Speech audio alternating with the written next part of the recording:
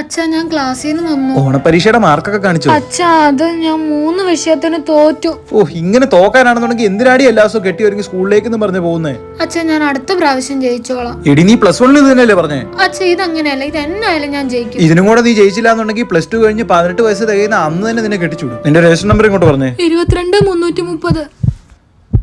തോറ്റു. നീ +2 തോറ്റു. അച്ഛാ, അടുത്ത വർഷം ഞാൻ ഒന്നുകൂടി ട്രൈ ചെയ്ത് നോക്കാം. അടുത്ത മാസം നിനക്ക് 18 വയസ്സാവും. അന്നേരം നിന്റെ കല്യാണം. അയ്യോ അച്ഛാ, എനിക്ക് പഠിക്കണം അച്ഛാ. ഇനിയിപ്പോ ഒന്നും പറഞ്ഞിട്ട് കാര്യമില്ല. ചെറുക്കനും പെണ്ണിനെ സംസാരിക്കാനുണ്ടെ സംസാരിച്ചോ. ചേട്ടന്റെ പേരെന്താ? സുഗുണൻ. നിന്റെ സുഗുണേട്ടൻ. എന്നാ ജോലി? ഇതൊന്നും പിടിച്ചേ. ഞാനേ വില്ലേജ് ഓഫീസിലെ ക്ലർക്കാ. നിന്നോട് ചോദിക്കണാണല്ലോ, നീ +2 തോറ്റില്ലേ? ചേട്ടാ, ഇനി വിട്ടോ, ഞാൻ ബാക്കി കാര്യങ്ങൾ അച്ഛനോട് പറഞ്ഞോളാം. മോളെ, അവര് പോയി. നിനക്ക് ചെറുക്കനെ ഇഷ്ടപ്പെട്ടോ? അച്ഛാ, അവനെ കണ്ടോ? ഞാനും അവനും തമ്മിൽ എന്നേലും ചേർച്ചയുണ്ടോ? എടി, +2 തോറ്റ നിനക്ക് ഇത് തന്നെ കിട്ടിയത് ഭാഗ്യം. അച്ഛാ, എനിക്ക് വേണ്ട അച്ഛാ. ഇതിലും വലിയ ഭാഗ്യം എനിക്ക് എന്ത് കിട്ടാനാ? മൊണ്ണയാണേ ഉള്ളൂ. സർക്കാർ ജോലിയല്ലേ. +2 തോറ്റാലേ കല്യാണം നടത്തത്തുള്ളൂ എന്ന് പറഞ്ഞതുകൊണ്ട് അറിയാവുന്ന ഉത്തരം വരെ ഞാൻ പരീക്ഷയ്ക്ക് എഴുതാതിരുന്നത്.